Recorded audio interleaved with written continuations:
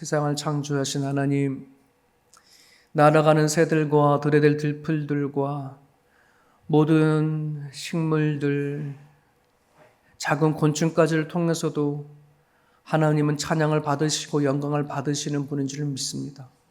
아버지, 오늘도 우리를 살려주셔서 하나님의 나라를 살게 하시니 진심으로 감사를 드립니다.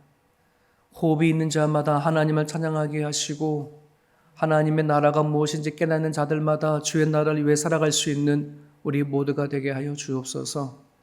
내 인생 하나 붙잡고 살아가는 인생을 끝나지 말게 하시고 우리를 부르셔서 하나님은 나라를 위해 살게 하여 주셨사오니 무엇을 간구하고 기도하고 살아야 될지 깨닫고 살아가는 자 되게 하여 주옵소서. 아버지요, 우리들의 믿음을 날마다 확인해 보기를 간절히 바랍니다. 아버지 하나님, 그저 세상에 끌려가는 신앙인들 되지 말게 도와주시옵시고 하나님 아버지 하나님 앞에 온전히 변화되어지고 깨달아져서 아버지 하나님 주께서 쓰시고자 원하는 그 때에 우리가 쓰임받는 자로 살 수 있는 우리 모두가 되게 하여 주옵소서. 특별히 주님 앞에 간절히 간구하고 기도합니다. 이 시대가 참으로 어려운 시대 속에 살아갑니다. 지금 당장 주님께서 오신다 하더라도 하나님 말씀이 위배되지 않을 정도로 그런 세상에 속해 살아갑니다. 깨어있게 도와주시옵시고 우리의 굳은 마음들을 살같이 부드럽게 만들어 주셔서 하나님 앞에 나와 엎드려 간구하고 기도하는 자들 되게 도와주시고 주의 나라를 위하여 살아가는 우리 모두가 될 수 있도록 도와주옵소서. 오늘도 하루를 기도로 시작하고자 원하는 주의 백성들을 통하여 하나님이 이루고자 원하시는 선하신 일들을 이뤄내어 주옵소서. 예수님의 이름으로 기도합니다. 아멘. 누가복음 7장입니다. 1절부터 17절까지 보겠습니다. 누가복음 7장 1절에서 17절까지 같이 읽습니다.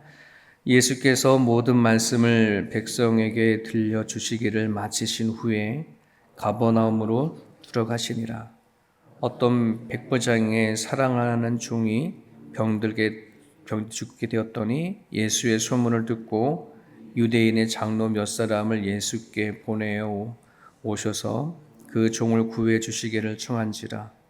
이에 그들이 예수께 나와 간절히 구하여 이르되 이 일을 하시는 것이 이 사람에게는 합당하나이다.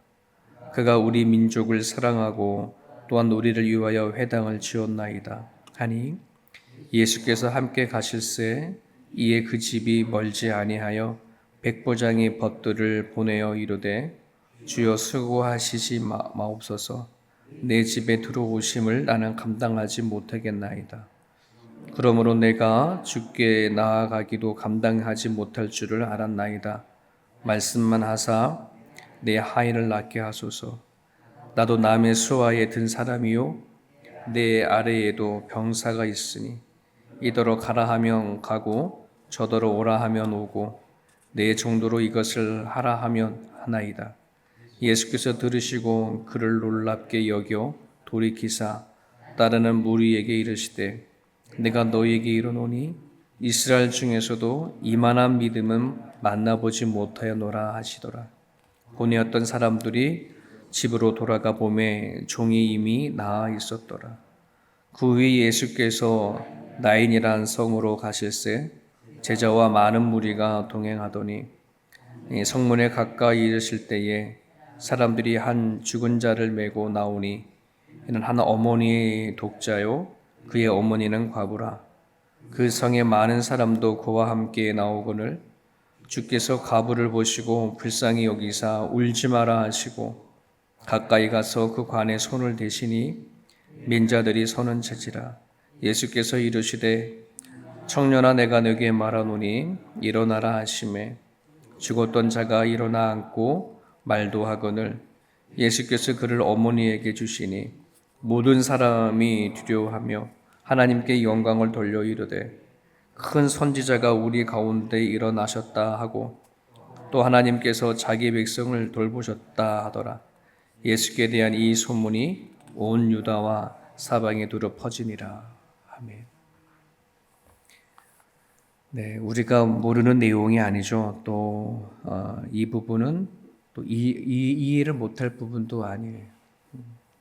예수님이 이 땅에 오셔서 하신 일들을 그대로 적어놓은 말씀이기 때문에 문제는 이해를 못하는 게 아니라 이거를 받아들이냐 못 받아들이냐의 문제이죠. 그죠? 오늘 말씀 읽을 때 어려운 내용이 아니잖아요. 예수님이 하신 거예요. 말씀 한마디로 뭐 가지 않아도 멀리 떨어져 있는 백부장이라고 하는 하인을 고치신 이야기, 죽은 자를 살리신 이야기, 예수님 하나님의 아들이라고 믿지 아니하면 받아들이기 어려운 이야기. 글로는 이해를 못하는 부분이 없어요. 다 이해가 되는데 이거를 받아들이냐라고 하는 문제죠. 성도들이 성경을 읽다 보면은 어떤 이 말씀의 뜻을 몰라가지고 힘들어하는 사람은 별로 없어요. 그냥 그 뭐 나중에 뭘 찾아보고 하면은 이런 뜻이구나 알 수 있는데 문제는 하나님이 하신 일에 대해서 이거를 받아들이냐 못 받아들이느냐의 문제가 더 크죠. 우리는 성경을 이해하지 못해서 하나님을 안 믿는 게 아니라 하나님께서 하신 일을 믿지 못해서 받아들이지 못해서 믿지 못하는 거가 더 커요. 이게 믿음의 문제라는 거죠. 오늘 두 가지 이야기죠. 백부장의 이름도 등장하지 않아요. 그냥 백부장이라고만 하고 있어요. 예수님이 이 백부장의 행함을 보고 이만한 믿음이 없다. 누구에게 말하냐 그러면 자기를 따르는 유대인들, 이스라엘 백성들에게 믿음이 없다라고는 하지 않는데 내가 지금까지 이만한 믿음을 본 적이 없다라고 그렇게 얘기하죠. 믿음의 문제는 이게 있다 없다 떠나 작다 크다는 문제는 있구나. 이게 예수님 보시고 하나님 보실 때에 이거밖에 안 돼? 이 사람 이만한 믿음이 있구나 라고 하는 믿음이 크고 작음의 문제는 있구나. 성경에 봐도 그런 부분이 등장하잖아요. 오늘 우리가 신앙생활하고 교회를 다니면서 믿음을 가진 사람들은 참 많아요. 하지만 그 믿음이 하나님 보시기에 정말 성장한 믿음이냐, 큰 믿음이냐 이런 말입니다. 예전에 한경진 목사님 살아 계실 때에 새해에 많은 목회자들이 찾아가서 새해 인사를 했더니 한경진 목사님이 그랬다지 않습니까? 예수님 잘 믿으라고. 목사님들에게 예수님 잘 믿어서 목사가 됐는데 그 목사님들에게 예수 잘 믿으라고. 그게 어떤 이야기냐면 이 얘기인 거예요. 그냥 믿음이 있다라고 될 문제가 아니라 하나님께서 인정해 주는 그 믿음의 크기가 있다는 사실을 기억을 하셨으면 좋겠어요. 그러면 예수님은 백부장의 어떤 부분을 가지고 이만한 믿음이라고 얘기를 하고 있는가 하는 부분들이죠. 시대적으로요, 이 로마 제국이 이스라엘을 식민지화하고 했던 시대이고, 백부장은 지금 그 이스라엘을 다스리는 군대 장관이잖아요. 그러다 보니까 그 당시에 백부장의 하인들은 이런들은 이스라엘 사람들이 대부분 많이 들어와 있어요. 그렇기 때문에 굳이 이 하인이 아프거나 그러면은 그냥 집으로 돌려보내면 돼요.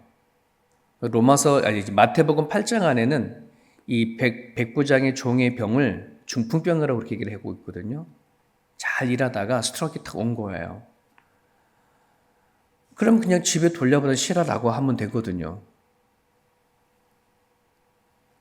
그리고 사회적인 이 부분을 보면은 유대인들이 이방인들을 되게 없이 여기죠. 불쾌하게 여기기도 하고 불결하게 생각하기도 합니다.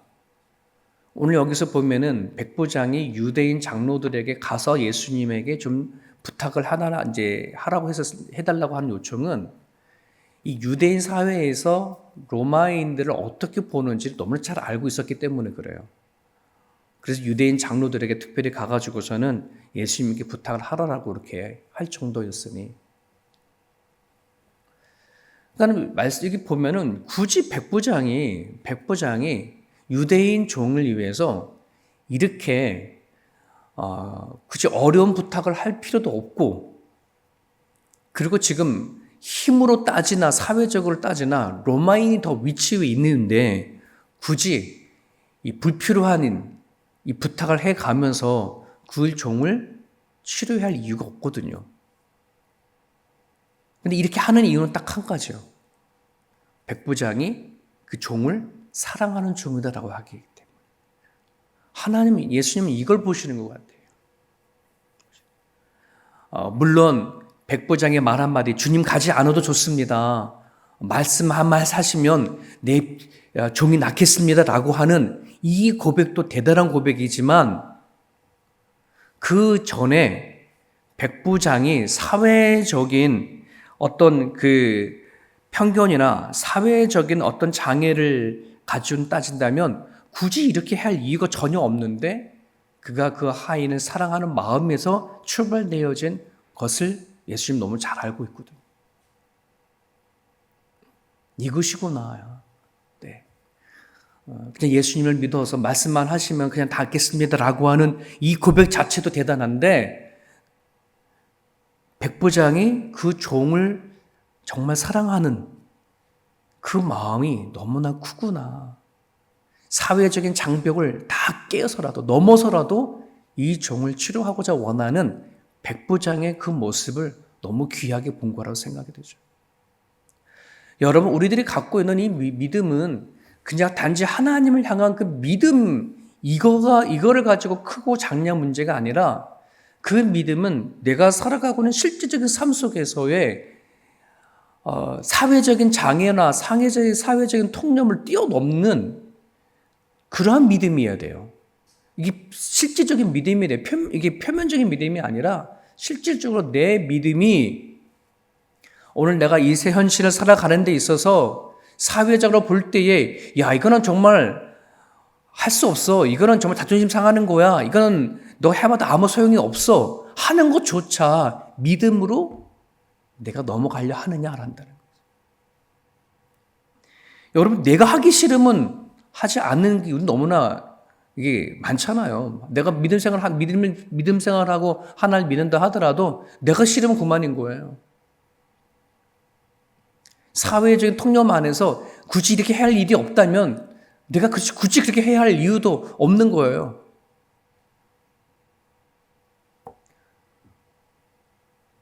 신앙생활을 이렇게 하다 보니 참 그렇구나. 내가 정말 하나님 믿는 믿음이 있지만 이 믿음이 내가 세상을 살아가고 사회를 살아가는 데 있어서 진짜 믿음으로 해야 할 때는 하지 못할 때가 참 많구나.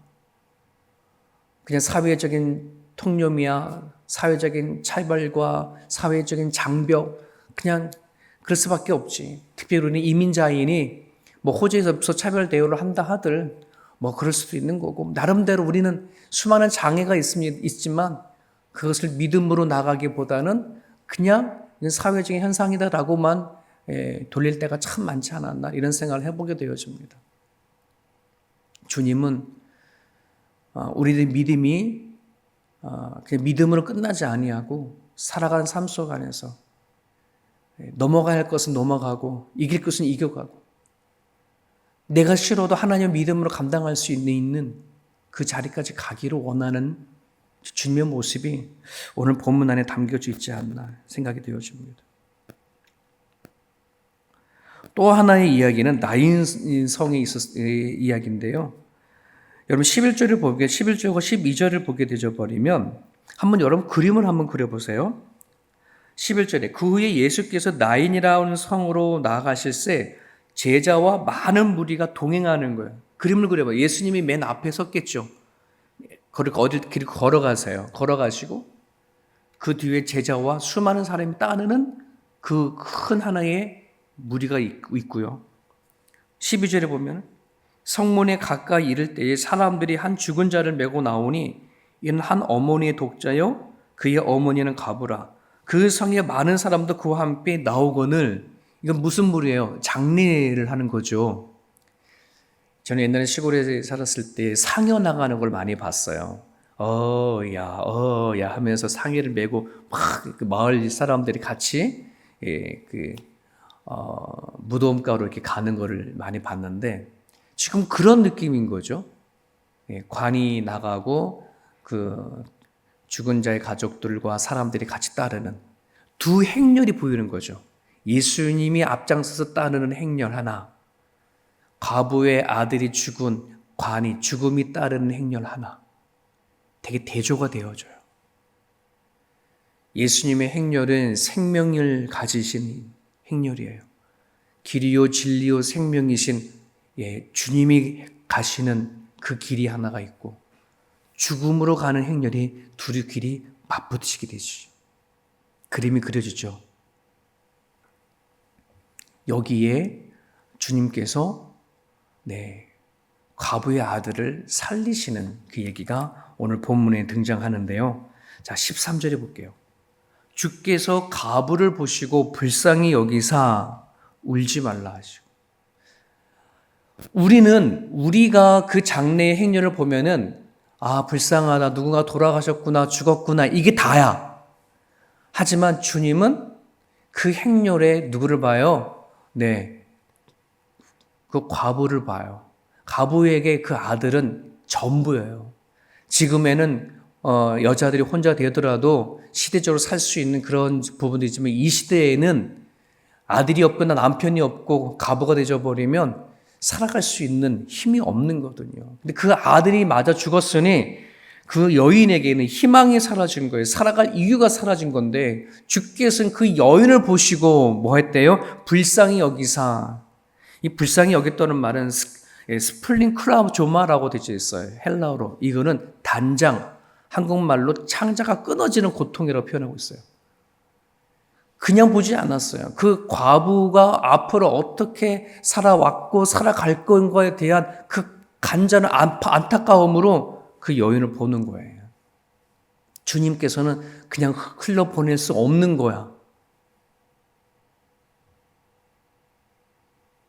그러면서 뭐라 그래요? 멈추시고 그 다음 말이 너무 중요해요. 울지 말라. 어떻게 보면은 일반 사람이 이렇게 얘기했다 그러면은 그건 이 과부에게 조롱거리가 될 수도 있어요. 지금 아들이 죽었는데 울지 않을 수가 어디 있어요. 우리가 위로한다면 이런 거죠. 그냥 실컷 울어. 그냥 마음이 한이 되지 마치지 않도록 그냥 실컷 울어. 이게 우리들이 가지고 있는 그냥 권면이 단데, 주님 뭐라요? 울지 말라라고 딱 얘기해요. 왜? 이 죽음마저도 주께서 해결할 수 있는 분이시기 때문에. 우리는 한계가 있어요. 하지만 주님은 길이요 진리요 생명인 주께서는 죽음조차도 해결하실 수 있는 분이 예수 그리스도인 것을 드러내시는 거거든요. 오늘 우리에게 찾아오신 분이 그런 분이시거든요. 그런 주님이시거든요. 오늘날에도 성도들 가운데에 정말 스스로 해결할 수 없는 고통과 아픔과 슬픔과 좌절 속에, 절망 속에서 울고 있는 사람들이 얼마나 많은지. 그러면 우리가 입버릇처럼 얘기하고 있는 길이요 진리요 생명이신 주께 나와 엎드려 기도하면 되어지는 부분이거든요. 근데 이게 믿음과 관련이 되어 있어요. 이해는 되고 알지만 받아들여서 기도하는 데까지는 어려운 거예요.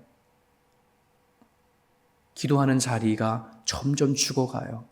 기도하는 자리가 점점 약해져 가요. 문제는 점점 많아지는데, 우리가 해결할 수 없는 것은 점점 많아지는데도 우리는 기도하지 않는 경우들이 얼마나 많은지. 정말 길이요 진리요 생명이신 분이신 것을 우리가 고백이 되어진다면 주께 나와 기도할 수 있기를 바랍니다. 14절에 가까이 가서 그 관에 손을 대시니, 누가 감히 죽은 그 관에 손을 댈 수 있을까요? 주께서는 손을 대시니 뭐 하는 거예요? 청년아 내게 말하노 일어나라. 이게 우리 주님이시라는 말입니다. 죽음의 행렬을, 좌절의 행렬을 기쁨의 행렬로 바꿔버리시는 분이 예수 그리스도라는 사실을 우리가 기억하시고, 네, 이만한 믿음은 다른 것이 아닙니다. 우리 가운데 찾아오신 예수 그리스도를 머리로 아는 예수 그 믿음이 아니라 실질적으로 삶 가운데 믿고 적용하고 살아가는 그 믿음이라는 사실을 우리가 기억하시고, 오늘도 우리가 막연하게 믿는 그 믿음이 아니라 우리 가운데 동행하시고 함께 하시는 그 주님을 붙잡고 기도할 수 있는 그런 신앙이 되기를 바랍니다. 같이 기도하시고 또 여러분 자유롭게 하나님 앞에 나가시길 바랍니다.